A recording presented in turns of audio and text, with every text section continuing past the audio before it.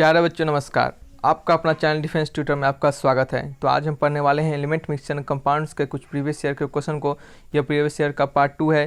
तो चलिए वीडियो को स्टार्ट करते हैं। उससे पहले आपको बताना चाहते हैं आप हमारे चैनल से डिफेंस एग्जाम की तैयारी कर सकते हैं, वो भी फ्री ऑफ कॉस्ट, और शायद यहाँ से तैयारी करने के बाद आपको कोचिंग की जरूरत ना पड़े। तो वीडियो को स्टार्ट करते हैं। तो आज का पहला क्वेश्चन है, अगर आपको क्वेश्चन दिख रहा है तो वीडियो पॉज करके क्वेश्चन ट्राई कीजिए। इसका सॉल्यूशन को कमेंट बॉक्स में जरूर लिखिए। देखिए हमने जितने कंसेप्ट को बताया अभी तक और जितने भी आपको क्वेश्चन एक्सपेक्टेड क्वेश्चन बताए हैं वो सब आपको करने के बाद शायद प्रीवियस ईयर क्वेश्चन में आपको कुछ भी आपको ज़्यादा टेंशन लेने की जरूरत ना पड़े। आपको सिंपली इजीली आसानी से एकदम आपको क्वेश्चन बन जाएगा। तो आपको यहाँ पे सीखना है कि आपने जो कंसेप्ट पढ़ा है उसे किस तरह अप्लाई करें। तो वीडियो पॉज करके कुछ सॉल्यूशन जरूर लिखे। तो क्वेश्चन में कहा जा रहा है कि इन सबों में से कौन सा जो स्टेट है जो सबसे लेटेस्ट डिस्कवर किया गया है। तो ये तो आपको सिंपल से बन गया होगा। तो जिन जिन लोगों का ऑप्शन नंबर बी आ रहा है उनका आंसर क्या है, सही है। देखिए आपको पता है कि स्टेट्स ऑफ मैटर जब हमने पढ़ाया था तो हमने बताया था कि जनरली 3 स्टेट होते हैं, सॉलिड, लिक्विड और गैस, यही 3 स्टेट होते हैं। लेकिन साथ में 2 और स्टेट होते हैं। कौन से होते हैं?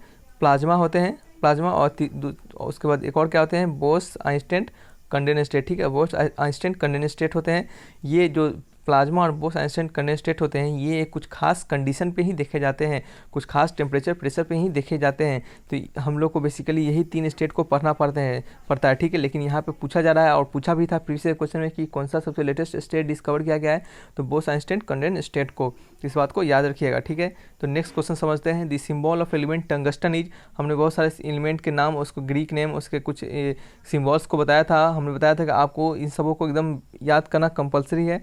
इसको याद रखिए, ग्रीक नेम इन सबों का याद करके रखिए। और जितने भी आपको 108 एलिमेंट है, 118 एलिमेंट है, जो भी है आपको, जो 96 एलिमेंट आपको जो नेचुरली एलिमेंट ऑकरिंग है उन सबों का खासकर आप क्या कीजिए, उसके एलिमेंट के सिंबल हैं उन सभी के एटॉमिक मास लगभग सब याद करके रखिए। तो ठीक है, तो जाहिर दोस्तों सब लोगों ने ट्राई किया होगा इसे। तो जिन जिन लोगों का ऑप्शन नंबर ए आ रहा है उनका आंसर क्या है, गलत है। देखिए टंगस्टन सबों को लग रहा होगा टंगस्टन टी से स्टार्ट है तो टी होगा इसका सिंबल। नहीं, ऐसा नहीं है, टंगस्टन का सिंबल डब्लू होता है, यही तो याद रखना है। इसके लिए ये पूछा गया था, नहीं तो सिंपल रहता तो क्यों पूछता। कार्बन होता है सी, कार्बन ऑक्सीजन का ओ से, ये थोड़ी पूछ देगा आपसे। कुछ अच्छा पूछेगा कि जिससे थोड़ा सा कन्फ्यूजन क्रिएट हो। टंगस्टन किससे होता है, टंगस्टन का क्या होते हैं, डब्लू से होते हैं। तो जितने भी कन्फ्यूजिंग थोड़े हैं उन सबको आप याद रखिए। ठीक है, तो नेक्स्ट समझते हैं क्या। The matter around us can exist in 3 different states normally, solid, liquid, gas. Matter हमारे नेचर में 3 स्टेट में एग्जिस्ट करते हैं, सॉलिड, लिक्विड और गैस में, ये तो सबको पता है। तो करेक्ट आपको बताना है इन सब में से कौन सा करेक्ट कंप्रेसिबिलिटी का करेक्ट ऑर्डर को बता रहा है। तो वीडियो पॉज करके क्वेश्चन को ट्राई कीजिए और सॉल्यूशन को कमेंट बॉक्स में जरूर लिखिए। ठीक है, तो आपको जब सब लोगों ने ट्राई किया हुआ था, जिन लोगों का ऑप्शन नंबर बी आ रहा है उनका आंसर क्या है, सही है। देखिए आपको एक चीज़ बताना चाहते हैं कि कंप्रेसिबिलिटी जो होते हैं, क्या होते हैं, कंप्रेसिबिलिटी जो होते हैं वो डायरेक्टली पॉसिबल होते हैं इंटरमोलिकुलर बात समझिएगा। देखिए इंटरमोलिकुलर स्पेसिस के, ठीक है, स्पेसिस के, और इन्वर्सली प्रोपोर्शनल होते हैं किसके, और किसके, इन्वर्सली प्रोपोर्शनल होते हैं, इंटरमोलिकुलर फोर्स के। ठीक है, इंटरमोलिकुलर फोर्स के, शॉर्ट में हम लिख दे रहे हैं IMF। इंटरमोलिकुलर फोर्स के इन्वर्सली होते हैं और इंटरमोलिकुलर स्पेस के डायरेक्टली होते हैं। अब देखिए यहाँ क्या समझना है कि आपको पता है कि सॉलिड जो होते हैं उनके इंटरमोलिकुलर स्पेस बहुत कम होते हैं। क्या होते हैं, इंटरमोलिकुलर स्पेस, सॉलिड के इंटरमोलिकुलर स्पेस बहुत कम होते हैं। आपको एक पहले पॉइंट से समझा रहे हैं, फिर दूसरे पॉइंट से भी आपको समझा देंगे कि सॉलिड के इंटरमोलिकुलर स्पेस काफ़ी कम होते हैं क्योंकि वो क्लोजली पैक्ड होते हैं। ठीक है, तो उनके कंप्रेसिबिलिटी क्या होंगे, इंटरमोलिकुलर स्पेस कम है तो कंप्रेसिबिलिटी कम होगा। ठीक है, उसका लिक्विड का देखते हैं, लिक्विड का सॉलिड से थोड़ा सा ज़्यादा होता है इंटरमोलिकुलर स्पेस, बीच में थोड़ा सा ज़्यादा उनके पार्टिकल थोड़ा अलग अलग होते हैं। तो क्या हो गया, उनका थोड़ा सा ज़्यादा हो गया सॉलिड से, यानी थोड़ा सा ज़्यादा कंप्रेसिबिलिटी हो जाएगा सॉलिड से लिक्विड का। फिर गैसेस के बारे में जहाँ तक बात करें तो गैसेस के पास तो कोई डिफरेंट शेप ना कोई डिफरेंट वॉल्यूम होते हैं, और उनके इंटर पार्टिकल जो मॉलिक्यूल होते हैं वो एकदम बहुत दूर दूर तक सेपरेट होते हैं। तो वो अगर इंटरमोलिकुलर स्पेस ज़्यादा है तो कंप्रेसिबिलिटी ज़्यादा हो गया, तो उनका लिक्विड से भी ज़्यादा है। तो लिक्विड से ज़्यादा है अगर गैस का कंप्रेसिबिलिटी तो वो स्वाभाविक है वो सॉलिड से भी ज़्यादा होगा।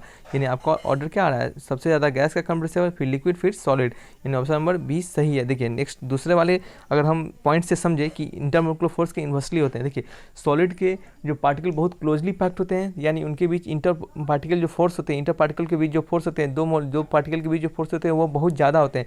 तो अगर फोर्स बहुत ज़्यादा है तो कंप्रेसिबिलिटी बहुत कम इन्वर्सली है। ठीक है, इन्वर्सली मान लीजिए ए इन्वर्सली बी होता है तो बी बढ़ता है तो सी ए क्या होता है, घट जाता है। बी बढ़ेगा ए घट जाएगा, बी घटेगा ए क्या हो जाएगा, बढ़ जाएगा, ये पता है आपको।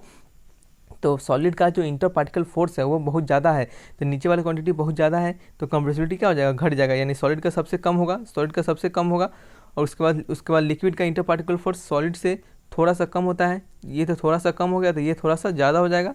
और गैसेस का क्या होता है, गैसेस का तो साफ कम ही होता है, एकदम बहुत पार्टिकल जो फोर्स ऑफ अट्रैक्शन होता है दो पार्टिकल के बीच बहुत कम, नेग्लिजिबल होते हैं, बहुत कम होते हैं। तो यानी क्या हो गया, वो क्या होगा, उसका बहुत कम हो गया पार्टिकल फोर्स, उसका कंप्रेसिबिलिटी क्या हो जाएगा, ज़्यादा हो जाएगा। यानी यहाँ से भी यही ऑर्डर आ रहा है सॉलिड लिक्विड गैस। तो आपको समझ गए होंगे, अच्छे से समझ गए होंगे कि कंप्रेसिबिलिटी किस तरह से डिपेंड करता है। तो नेक्स्ट समझते हैं अपने क्वेश्चन नंबर 4 को। यदि temperature at which solid melts to become a liquid at atmospheric pressure is called its melting point. ये मेल्टिंग पॉइंट की डिफिनेशन दे रहा है।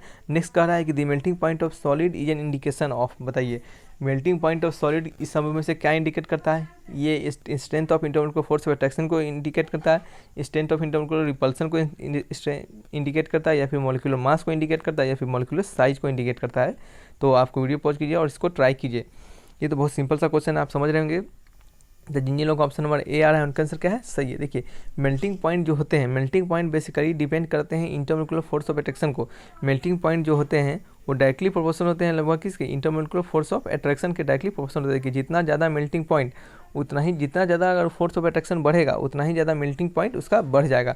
तो वो क्या, तो उनके डायरेक्टली प्रोपोर्शनल हो जाते हैं। ठीक है, तो strength of intermolecular force of attraction melting point को ही इंडिकेट करता है। ठीक है, तो समझ गए क्वेश्चन को अच्छे से आप। तो नेक्स्ट क्वेश्चन है हमारा कि the solids when solid is heated, solid को जब हीट किया जाता है, सॉलिड इज हीटेड, ठीक है, डायरेक्टली कन्वर्टेड इनटू गैस। देखिए कह रहा है सॉलिड को जब हीट करेंगे तो वो डायरेक्टली कन्वर्ट हो जाता है गैस में। इस प्रोसेस को हम क्या कहते हैं, इस प्रोसेस को तो हम आपको इतनी बार बता चुके हैं कि आपको एकदम आपके एकदम ब्लड में चला गया होगा, एकदम इतना आपको जेन्युइनली याद हो गया होगा। ठीक है, तो आप बताइए, ये तो किसी का भी गलत नहीं होगा। तो ठीक है, जिन लोग ऑप्शन नंबर सी आ रहा है उनका आंसर क्या है, सही है। देखिए सब्लिमेशन एक ऐसा प्रोसेस होता है जिसमें जो कोई भी ऑब्जेक्ट या कोई भी सब्सटेंस सॉलिड से डायरेक्ट गैसेस फॉर्म में जाते हैं विदाउट लिक्विड में गए हुए। इस बात को याद रखिए, बिना लिक्विड फॉर्म में गए हुए सॉलिड से डायरेक्ट गैसेस फॉर्म में चले जाते हैं। उस प्रोसेस को हम सब्लिमेशन कहते हैं। इसके एग्जाम्पल होते हैं, क्या एग्जाम्पल होते हैं, कैम्फर, कपूर, ठीक है, आयोडीन होते हैं। इसके जो I2 होते हैं, I2 भी क्या होते हैं, I2 भी ये सब्लिमेबल सब्सटेंस होते हैं। और भी होते हैं अमोनियम के, जो अमोनियम क्लोराइड होते हैं NH4Cl, वो भी क्या होते हैं, वो भी ये सब्लिमेबल सब्सटेंस होते हैं NH4Cl। वो अपने डिकम्पोजिशन के कारण क्या होते हैं, और अपने डिकम्पोजिशन के कारण सब्लिमेबल होते हैं। तो ये भी लिख ही लीजिए आप, NH4Cl, ये सबको आप याद रखिए, आपको क्वेश्चन एग्जाम में पूछा जा सकता है। ठीक है, तो वीडियो सीरीज आपको अच्छा लगा तो वीडियो को लाइक कीजिए, दोस्तों में शेयर कीजिए और चैनल को सब्सक्राइब जरूर कीजिए, क्योंकि आपकी सपोर्ट की हमें जरूरत है। और बेल आइकन जरूर दबाइए ताकि रेगुलर अपडेट आपको मिलता रहता है। ठीक है दोस्तों, फिर मिलेंगे अच्छी वीडियो के साथ, तब तक के लिए बाय बाय।